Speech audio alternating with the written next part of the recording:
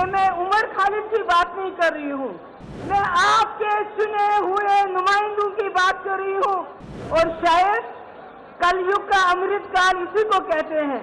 चंदा चोरी में जितना भ्रष्टाचार इन लोगों ने किया, पिछले 75 साल में हमारे मुल्क में इतना भ्रष्टाचार कभी नहीं हुआ है।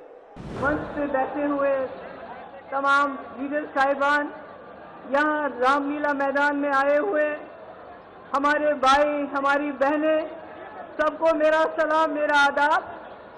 आज देश बहुत मुश्किल हालात से गुजर रहा है।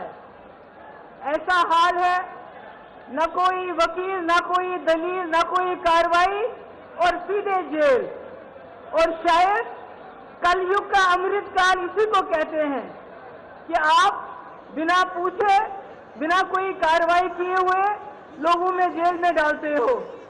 ये मैं उमर खालिद की बात नहीं कर रही हूँ जो पिछले 2 साल से जेल में है।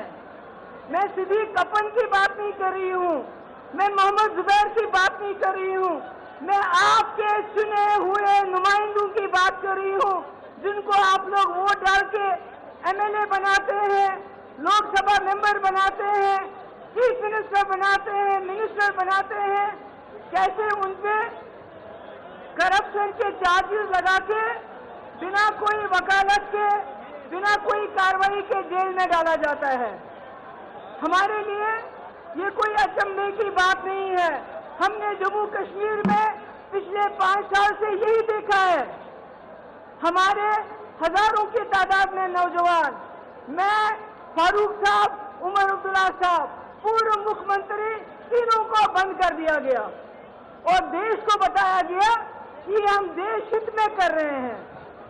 जब आप संविधान का उल्लंघन करते हैं, जब आप कानून का उल्लंघन करते हैं, वो देशभक्ति नहीं, देशद्रोही होता है। जो संविधान का उल्लंघन करेगा वो देशद्रोही है।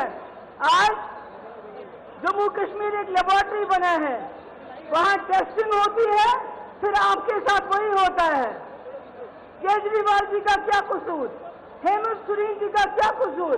अगर वो बीजेपी में चले जाएंगे केजरीवाल, तो ये सारे मीडिया के लोग जो पिछले कई दिनों से करप्शन करप्शन करप्शन केजरीवाल कहते हैं, तो ये कहना शुरू करेंगे कि केजरीवाल जैसा कट्टर ईमानदार कोई नहीं है।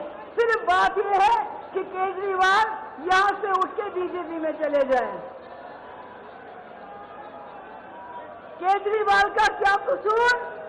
उन्होंने गरीबों के बच्चों के लिए स्कूल अच्छे अच्छे बनाए जहां से डॉक्टर, इंजीनियर, लॉयर, टीचर निकलेंगे।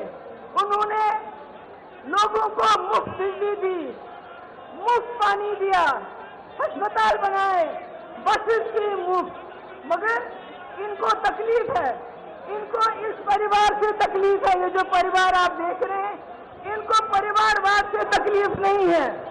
अगर परिवारवाद से तकलीफ होती तो ज्योतिरादित्य सिंधिया को नहीं लेते।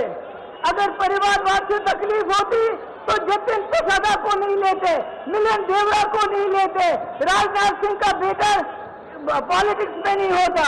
इनको तकलीफ है अगर आज भी आदित्य ठाकरे जी बीजेपी में चले जाते हैं तो फिर परिवारवाद नहीं है। इनको एक परिवार से सबसे ज्यादा तकलीफ है, और वो परिवार जिसने इस देश के लिए जेल में भी कुर्बानियां दी, इस देश को बनाया। गांधी नेहरू उस परिवार की बात करते हैं। अरे मैं कहती हूँ ऐसे और परिवार पैदा हुए होने चाहिए थे।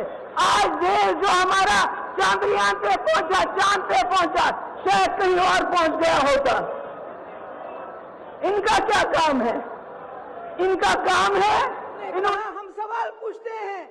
आपने कहा 2 करोड़ नौकरियां देंगे, नौकरियां नहीं दी, बल्कि यहाँ के नौजवानों के हाथों में लाठी दी, जबान पे नारा दिया, कभी देश का कभी धर्म का, बोला जाओ मारो, लिंच करो, शक्ल देखो, क्या खाता है, क्या पहनता है, दाढ़ी कितनी लंबी है।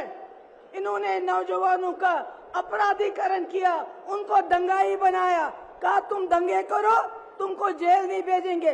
मगर हमसे नौकरी का हिसाब मत मांगो, हमसे 2 करोड़ नौकरियों का हिसाब मत मांगो। इन्होंने भ्रष्टाचार का इल्जाम हम पे लगाया। अरे चंदा चोरी में जितना भ्रष्टाचार इन लोगों ने किया, पिछले 75 साल में हमारे मुल्क में इतना भ्रष्टाचार कभी नहीं हुआ है।